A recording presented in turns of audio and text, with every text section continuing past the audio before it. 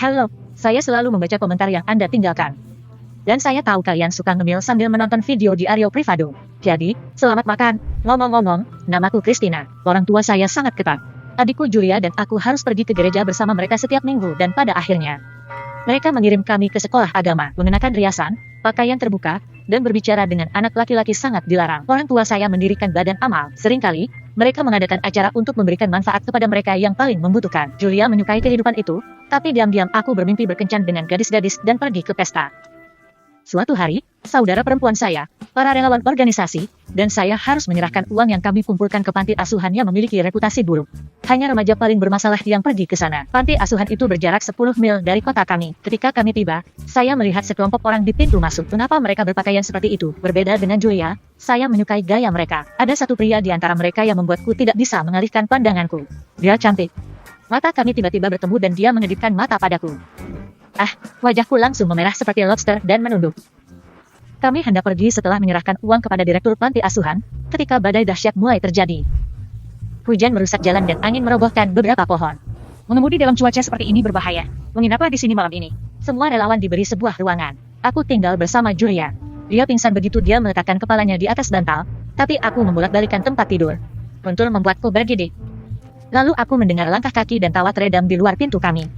Saya menjadi penasaran dan melihat ke lorong. Kelompok yang sama yang kami temui ketika kami tiba ada di sana. Yang mengejutkan saya, mereka melambai ke arah saya. Reaksi naluriah saya adalah mundur. Apakah kamu takut? Jangan khawatir, kami tidak menggigit. Awalnya saya ragu, tapi kemudian memutuskan untuk bergabung dengan mereka. Segera, kami menemukan diri kami di depan pintu lemari. Saya mulai menyesal menyerah, tetapi ketika mereka membuka pintu, wow, itu tempat persembunyian rahasia kami. Ngomong-ngomong, aku Amanda dan ini Alex. Kami duduk di lantai. Mereka menawariku popcorn dan bercerita tentang kehidupan di panti asuhan.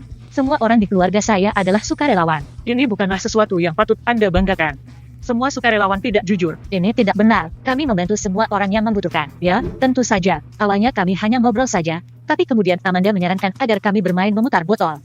Tentu saja saya pernah mendengar tentang permainan ini, tetapi saya belum pernah memainkannya. Saat tiba giliranku, aku memutar botolnya dan Anda harus mencium Alex. Ayo pergi. Aku merasa diriku memerah. Jantungku berdebar kencang. Tidak, itu terlalu berlebihan bagiku. Permisi. Harus pergi. Saya berlari keluar dari lemari dan mendengar mereka tertawa terbahak-bahak. Kami kembali ke rumah di pagi hari. Selama beberapa hari, aku tidak bisa melupakan malam di panti asuhan itu dari pikiranku. Aku terus memikirkan wajah Alex. Sudah waktunya untuk berhenti bersikap pasif. Saya harus bertindak jika saya ingin sesuatu berubah. Ibu, ayah, dan Julia pergi ke gereja keesokan harinya, namun saya punya rencana lain. Saya pikir saya sakit. Mungkin sebaiknya aku tinggal di rumah hari ini. Tentu sayang, istirahatlah sebentar. Segera setelah mereka pergi, saya mengambil tabungan saya, memanggil taksi dan pergi ke panti asuhan. Aku ingin bertemu Alex dan Amanda, tapi mereka tidak bisa ditemukan. Saya menghabiskan hampir 1 jam di sana, tetapi akhirnya harus kembali. Saya sedang berjalan di jalan ketika saya mendengar musik keras dan derit ban. Detik berikutnya, sebuah mobil berhenti di sebelah saya. Ketika saya melihatnya, rahang saya ternganga. Ada kolam di tempat jok belakang dan bagasi. Seorang pria bertubuh besar berada di belakang kemudi. Dan bagaimana dengan kolam renangnya? Christina, ayo. Saya memandang pengemudi itu dengan waspada. Dia sepertinya bukan seseorang yang bisa kupercaya untuk membawaku kemanapun. Ini Big Sam. Dia adalah teman kita. Kami biasa pergi ke salon tatonya. Kelihatannya menakutkan, tapi sebenarnya itu adalah mentega cair. Kata-kata Amanda tidak banyak meyakinkanku. Tapi saat aku ragu-ragu, dia meraih lenganku dan menyeretku ke dalam mobil. Masuk ke kolam. Aku ingin mundur, tapi kemudian seseorang mendorongku dari belakang. Saya pergi ke air dengan pakaian saya dan segalanya. Awalnya saya panik, tapi ternyata menyenangkan. Musik terdengar dari speaker, semua orang berteriak dan bersenang-senang. Saya belum pernah melakukan hal seperti ini sebelumnya. Untuk pertama kalinya, saya merasa bebas. Pada titik tertentu, kami melewati gereja dan saya melihat orang tua saya dan Julia keluar dari sana. Oh tidak, aku terjun dengan cepat agar mereka tidak memperhatikanku. Begitu kami berbelok di tikungan, aku meminta Big Sam menghentikan mobilnya. Aku harus pulang sekarang. Sampai jumpa lagi. Saya sampai di rumah dan segera mengenakan jubah dan membungkus rambut saya dengan handuk. Ketika semua orang tiba, saya berpura-pura baru saja keluar dari kamar mandi. Apakah kamu merasa lebih baik? Saya sedikit kedinginan dan mandi. Anda tidak akan percaya apa yang baru saja kita lihat. Beberapa psikopat sedang mengendarai mobil yang sangat aneh. Mereka adalah anak-anak dari panti asuhan. Mereka kehilangan rasa malu. Saya harap mereka sadar suatu hari nanti. Lalu, tiba-tiba, orang tua kami memberikan kami sebuah kotak kecil. Kami punya sesuatu untuk kalian. Saat aku membuka kotak itu, mataku melebar. Ada ponsel baru di sana. Orang tua kami belum pernah memberikan kami sesuatu yang semahal itu. Keesokan harinya, aku dan Julia berangkat ke sekolah seperti biasa. Aku tidak melepaskan ponsel baruku sedetik pun, aku terjatuh dan rusak. Tapi hadiah mahal itu pun tidak cukup membuatku berhenti memikirkan teman baruku. Perhatianku teralihkan di kelas ketika aku melihat Alex di luar jendela. Dia bersembunyi di balik pohon dan melambai ke arahku. Saya berbohong kepada Julia dan mengatakan saya merasa tidak enak badan lagi. Aku akan melewatkan kelas terakhir. Bisakah kamu melindungiku? Oke. Alex dan Big Sam membawaku keluar kota. Kami berhenti di tebing dengan pemandangan yang sangat indah. Seluruh kelas sudah menunggu kami di sana. Siap untuk pertunjukan ya? Alex tiba-tiba melepas kaosnya dan melompat dari tebing. Brengsek! Saya pergi ke tepi dan melihat ke bawah. Ada sungai di bawah sana, tapi Alex tidak ditemukan. Jangan khawatir, dia melakukan ini sepanjang waktu. Itu kebebasan, sayang. Setelah tebing, mereka akan pergi ke klub malam. Christina, bergabunglah dengan kami. Seperti biasa, aku ragu-ragu, tapi Amanda berhasil meyakinkanku. Dia memberiku beberapa pakaiannya sebelum kami pergi ke sana. Jangan salah paham, tapi mereka tidak akan mengizinkan Anda masuk jika Anda pergi ke sana seperti itu. Setelah aku berganti pakaian, Amanda merias wajahku. Berjalan dengan sepatu hak tinggi memang aneh, tapi aku tidak keberatan. Saya merasa jauh lebih percaya diri berkat penampilan baru saya. Ketika saya memasuki klub, saya seperti memasuki dunia lain. Saya bersenang-senang dan menari seperti orang lain. Pada titik tertentu, saya memutuskan untuk mencari udara segar. Bayangkan betapa terkejutnya saya ketika saya keluar dan melihat orang tua saya. Oh tidak, mereka memperhatikan saya. Aku panik dan pergi ke kamar mandi untuk berganti pakaian. Itu luar biasa. Tapi saya harus pulang. Aku akan memberimu tumpangan. Kami masuk ke mobil Big Sam. Aku khawatir sepanjang perjalanan pulang, bertanya-tanya apakah orang tuaku mengenaliku. Kamu tidak harus menuruti orang tuamu. Hidup ini milikmu. Mudah bagimu untuk mengatakannya. Dengar, orang tuamu mengantongi semua uang yang disumbangkan orang ke organisasinya. Mereka tidak memberikan apapun kepada badan amal. Itu semua hanya lelucon. Ini tidak benar. Anda hanya tidak ingin mempercayainya. Kepala panti asuhan kami terlibat dalam hal ini. Dia mendapat setengah dari uang yang Anda ambil dari kami dan orang tuanya mendapat setengahnya lagi. Sementara itu, kami tidak menerima apapun. Saya tidak dapat mempercayainya. Tapi kemudian aku teringat ponsel yang aku dan Julie dapatkan dari orang tua kami. Dari mana mereka mendapat uang sebanyak itu? Tak lama kemudian, kami berhenti di rumah saya. Aku hendak keluar dari mobil ketika Alex menyentuh lenganku. Aku berbalik dan dia menatap lurus ke mataku. Kamu berbeda. Ini tidak seperti mereka. Jangan biarkan orang tuamu memutuskan bagaimana kamu harus menjalani hidupmu. Kata-kata Alex membuatku tidak nyaman. Saya merinding. Saya mengucapkan selamat tinggal dengan cepat dan masuk ke dalam. Kemana saja kamu? Saya merasa tidak enak badan, jadi saya pulang ke rumah lalu berjalan-jalan. Anda tidak harus keluar sendirian. Ini sangat berbahaya. Kami baru saja melihat seorang gadis seusiamu di klub malam. Dia berpakaian sangat vulgar. Apa pendapat orang tuanya mengenai hal ini? Aku berbalik dan menyembunyikan senyuman. Mereka tidak mengenali saya. Lepas keesokan harinya, ayah dan ibu mengadakan acara amal. Semua uang yang terkumpul akan disalurkan kepada para tunawisma. Julie dan aku seharusnya tampil malam itu. Hampir tiba giliran kami untuk bernyanyi ketika saya bertemu Alex di belakang panggung. Apa yang kamu lakukan di sini? Menyelamatkanmu. Kami punya rencana. Ikutlah dengan kami. Alex dan Amanda meyakinkan saya untuk pergi bersama mereka. Saya melarikan diri, dan Julia harus muncul sendirian. Tak lama kemudian, kami sampai di studio tato Big Sam. Saya ingin membuat tato lagi. Big Sam mulai bekerja, dan saya menyaksikannya dengan terpesona. Apakah begitu? Seru. Tiba-tiba aku mendapat ide gila. Saya juga ingin tato. Seluruh kelas bertepuk tangan. Saya memutuskan untuk membuat tato di pinggul saya agar orang tua saya tidak melihatnya. Sakit sekali, tapi saya menyukai adrenalin. Saya tidak percaya saya telah melakukan ini. Ketika saya sampai di rumah, masih belum ada seorang pun di sana. Ini aneh. Acara amal seharusnya sudah berakhir. Orang tua saya dan Julia baru kembali ke rumah beberapa jam kemudian. Mereka tampak tidak bahagia. Christina, kenapa kamu pergi?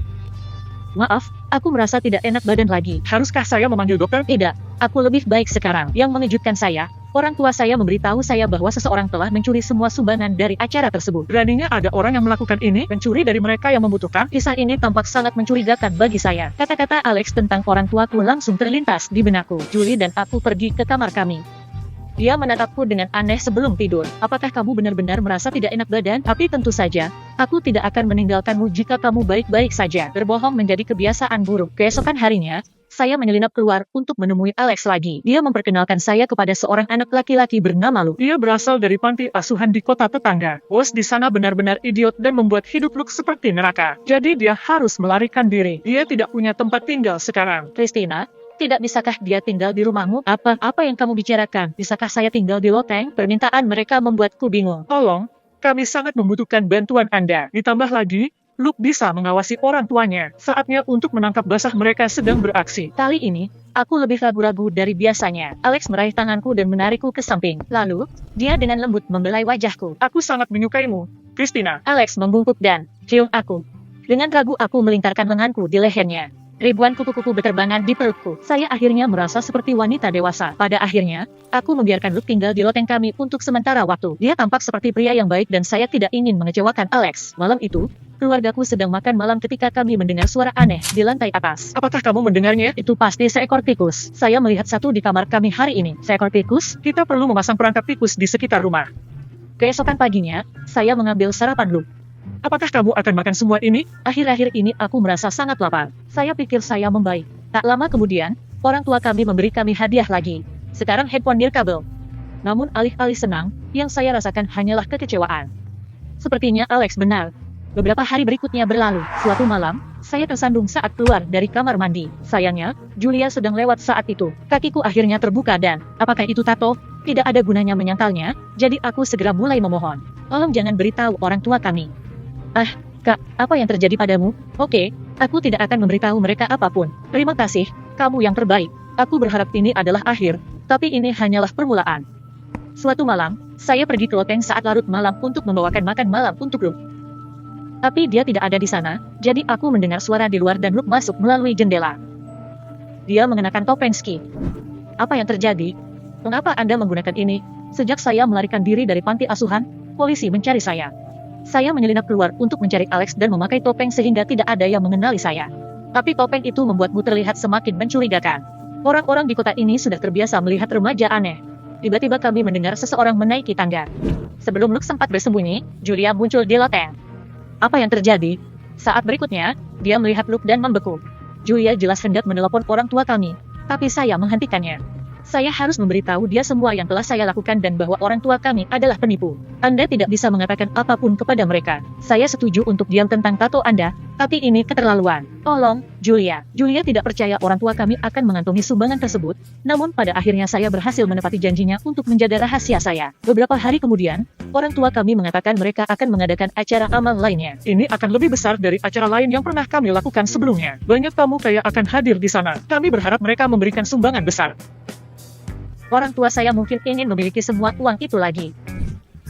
Saya tidak ingin hal ini terjadi dan memberitahu Alex dan Amanda tentang kejadian tersebut pada hari yang sama. Kami akan menghentikan mereka apapun yang terjadi. Kamu melakukannya dengan sangat baik, Christina. Aku bangga padamu. Ambil ini. Saatnya menunjukkan kepada orang tuamu bahwa kamu tidak seperti mereka.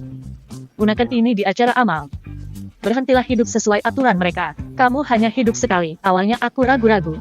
Tapi kemudian aku mengumpulkan keberanian dan mengambil pakaian itu. Saya akan hidup sesuai keinginan saya. Puluhan orang menghadiri acara tersebut. Orang tuaku menjadi pusat perhatian, mengobrol dengan semua tamu. Awalnya semuanya berjalan normal, tapi begitu saya bergabung, penampilan baruku tentu saja menimbulkan kehebohan. Semua orang melihat ke arahku, dan orang tuaku tertegun dan tak bisa berkata-kata. Jacob, saya tidak akan lagi mengikuti aturan Anda. Anda adalah orang-orang munafik. Christina, apa yang kamu bicarakan? Tentu saja, perilaku saya menyebabkan skandal yang nyata. Relawan lain mencoba menenangkan saya, namun saya menceritakan semua pendapat saya tentang mereka kepada orang tua saya. Jadi saya berbalik dan berjalan pergi dengan kepala terangkat tinggi. Pembuluh darahku dibanjiri adrenalin. Ya, saya berhasil. Teman-temanku seharusnya menungguku di luar. Tapi, untuk beberapa alasan, ternyata tidak. Yang kulihat hanyalah mobil Big Sam yang kosong. Tiba-tiba terdengar suara sirene. Beberapa detik kemudian, sebuah mobil polisi berhenti di sebelah saya. Segera, orang tua saya, Julia dan semua tamu berlari keluar gedung. Dan kemudian, polisi membawa seseorang keluar. Jangan sentuh saya, lepaskan tanganmu dariku. Saya tidak mengerti apa yang sedang terjadi. Julia pasti sudah melaporkan Luke kepada orang tua kami, dan mereka pasti menjebak teman-temanku.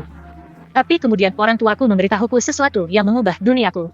Sekelompok pencuri baru-baru ini muncul di kota kami. Polisi mencurigai anak-anak muda di panti asuhan tersebut, namun mereka hanya memiliki bukti yang memberatkan Luke. Karena dia telah ditangkap beberapa kali. Dia melarikan diri dari kantor polisi, bukan panti asuhan. Saya memberitahu orang tua kami tentang Luke. Kami mengatur acara untuk menangkap pencuri yang sedang beraksi. Saya tidak ingin mempercayai mereka. Tapi kemudian seorang petugas polisi menunjukkan rekaman kamera keamanan kepada saya. Sementara saya mengalihkan perhatian orang tua saya dengan kelakuan saya yang keterlaluan, Alex dan anggota geng lainnya memasuki ruangan tempat uang itu disimpan. Alex, bagaimana kamu bisa melakukan itu? Alex tiba-tiba tertawa. Sial, kamu begitu mudah untuk dimanipulasi. Di antara. Tetapi bagaimana dengan semua hadiah mahal itu? Kami sadar kami bersikap terlalu keras padamu, dan kami memutuskan untuk sedikit memanjakanmu. Kami telah menghemat sejumlah uang selama bertahun-tahun, itu saja. Saya menyadari bahwa saya telah melampaui batas pemberontakan remaja saya. Saya ingin tenggelam ke dalam tanah. Meskipun orang tuaku tegas, mereka adalah orang-orang baik, dan aku seharusnya tidak berpikiran buruk terhadap mereka. Mohon maafkan saya. Aku sangat menyesal. Mampu memaafkan sangatlah penting.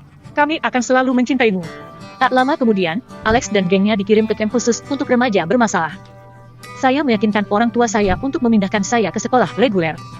Awalnya mereka tidak setuju, tapi saya sangat gigih.